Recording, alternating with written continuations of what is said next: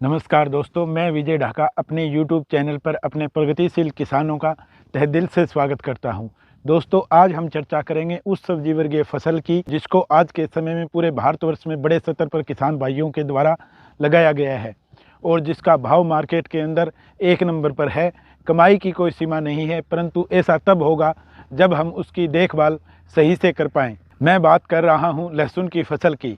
आज हम बात करेंगे कि कैसे हम लहसुन की फसल में पीलापन को सही से दूर करेंगे ताकि जो ग्रोथ और फुटान चल रहा है वो ना रुके, और बात करेंगे कि कैसे हम अपने लहसुन के साइज को मोटा करें ताकि उत्पादन सबसे बेस्ट रहे। इसलिए वीडियो में किसान भाइयों अंत तक हमारे साथ बने रहें। दोस्तों, लहसुन की फसल हमारी कहीं कहीं 40 से 50 दिन की हो गई है, तो कहीं पर 100 दिन के करीब पहुंच चुकी है, परंतु जहां पर 50 दिन फसल है वहीं पर पीलापन की समस्या देखने को मिल रही है, जिसके कारण उसकी वेजिटेटिव जो ग्रोथ रुक गई है उसको हम कैसे दूर कर सकते हैं। पीलापन आने के सबसे पहले बात करते हैं दोस्तों, पीलापन आने के कारण क्या हैं। नंबर 1, लगातार लहसुन की फसल की बिजाई सेम स्थान पर करना कि हमने पिछले साल भी यहाँ बोया और फिर भी लहसुन यहाँ बो दिया। वो लगातार, क्योंकि लगातार तेज़ गति से जो न्यूट्रिएंट्स का अपटेक करता है लहसुन, उसका भी यही कारण बनता है। दूसरा कारण लगातार नमी बने रहना। लगातार नमी रहने के कारण जड़ से संबंधित जो बीमारियां होती हैं वो ज़्यादा लहसुन पर अटैक करती है, जिसके कारण उसमें पीलापन हमें देखने को मिलता है। नंबर 3 की बात करूं किसान भाइयों, तीसरा कारण है प्राइमरी न्यूट्रिएंट्स डल जाते हैं, परंतु हम सेकेंडरी न्यूट्रिएंट्स पर ध्यान बिल्कुल नहीं देते। मेरे कहने का मतलब है जैसे नाइट्रोजन, फास्फोरस, पोटास हो गया अपना, ये तो हम लगातार देते रहते हैं, लेकिन जो हमारे सेकेंडरी न्यूट्रिएंट होते हैं जैसे बोरोन हो गया, मैग्नीशियम हो गया, मैग्नीज हो गया, ये जो न्यूट्रिएंट होते हैं बेसिक, वो हम नहीं देते हैं, जिसके कारण उसकी छोटी छोटी कमियों के कारण हमें पीलापन अपनी लहसुन की फसल के अंदर देखने को मिलता है। अब बात करते हैं किसान भाइयों को हम दूर कैसे कर सकते हैं।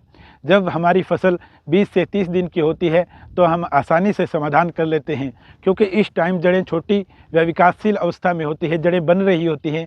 परंतु अब हमारी फसल जब 50 दिन के आसपास हो गई है तो हमारी जो लहसुन की जड़ें हैं वो पूरी फैल गई हैं और वो पूरी तरह से विकसित हो चुकी हैं। तो विकसित हो चुकी हैं तो वो ज़मीन पे पूरा होने के बाद उसे खुराक भी पूरी चाहिए, तो वो अपनी ज़मीन में जो भी हमारा न्यूट्रिएंट दिया है, चाहे वो फास्फोरस हो, नाइट्रोजन हो, पोटास हो, वो उसको ढूंढती रहती है और उसको उठाने की कोशिश करती है, क्योंकि अब उसे पूरी खुराक की आवश्यकता है।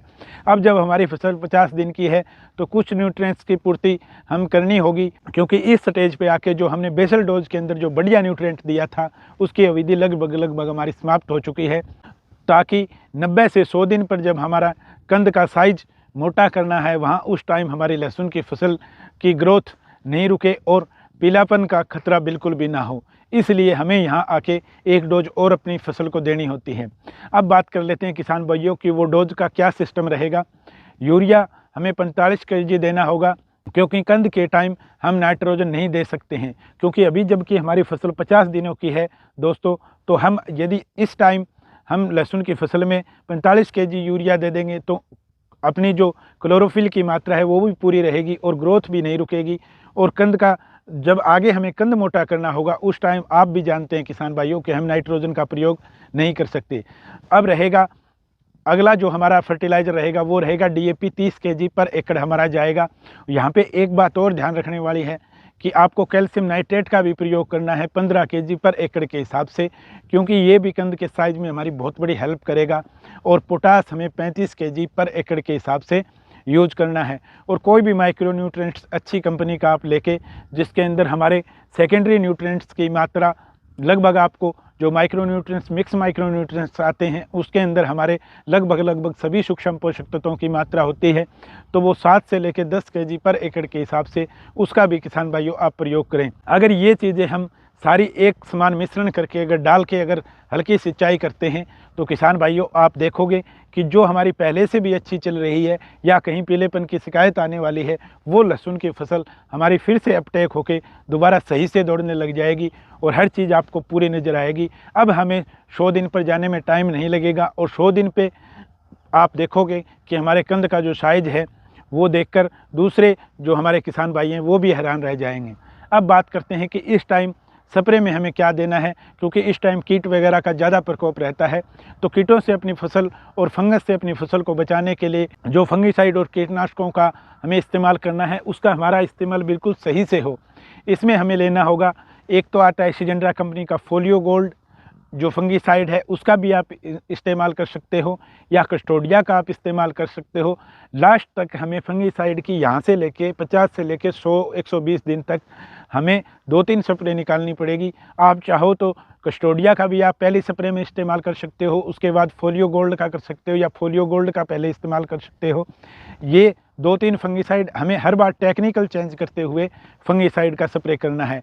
और दूसरा अपना रहेगा परफेनो प्लस साइपर का स्प्रे 2 से 3 ml पर लीटर के हिसाब से आप स्प्रे कर सकते हो। और जो फंगीसाइड हमारा है उसका आप ध्यान रखें कि 2.5 से 3 ml पर लीटर वाटर के हिसाब से इन आप जो भी फंगीसाइड इसके साथ यूज करो उसका आप ये डोज रखो।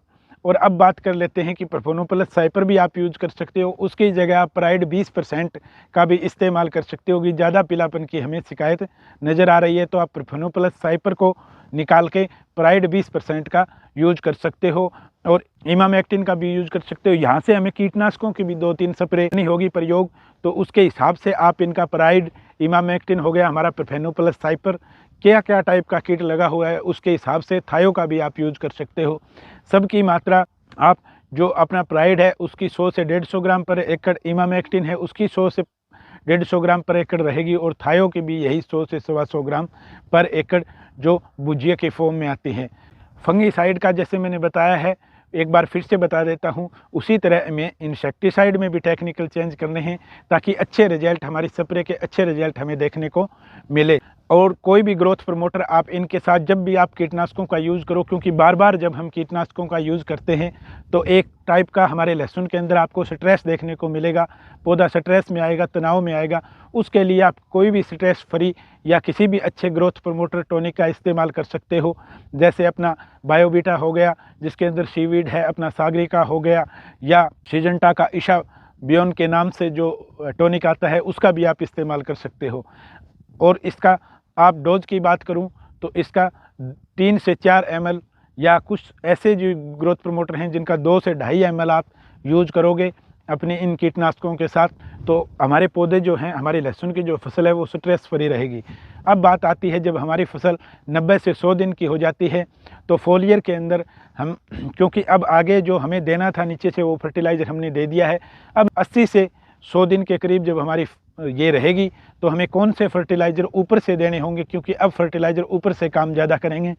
तो वहाँ पे हमें, यदि हमारी ग्रोथ कम है और हमें और ग्रोथ इसको 100 दिन 110 दिन तक जाए तब तक दिलानी है, तो हम 05234 NPK का इस्तेमाल 1 से 1.5 kg पर एकड़ के हिसाब से करेंगे। यदि हमारी ग्रोथ बराबर से चल रही है और हमें सिर्फ इसको हमारे कंद का ही साइज बढ़ाना है, तो उसमें किसान भाइयों आप 0050 का इस्तेमाल 1 से 1.5 kg पर एकड़ के हिसाब से कर सकते हैं। जहाँ पे आप 05234 का यूज करोगे वहाँ से उसको 7 या 10 दिन के बाद फिर से रिपीट करें, वहाँ पे आप 0050 का यूज कर सकते हैं। तो कैसी रही किसान भाइयों हमारी ये जानकारी? इस जानकारी को अगर आपने पूरी तरह से घोट के पिया है तो मैं वादे के साथ कह सकता हूँ, गारंटी के साथ कह सकता हूँ कि आपकी लहसुन की फसल देखने लायक होगी और कंद का साइज जो होगा वो औरों से कहीं बेहतर होगा। और पूरी जिस तरह से हम उत्पादन को लेके चले हैं वो हमारा पूरा उत्पादन रहेगा। किसान भाइयों मिलते हैं किसी नई जानकारी के साथ। जय हिंद, जय भारत।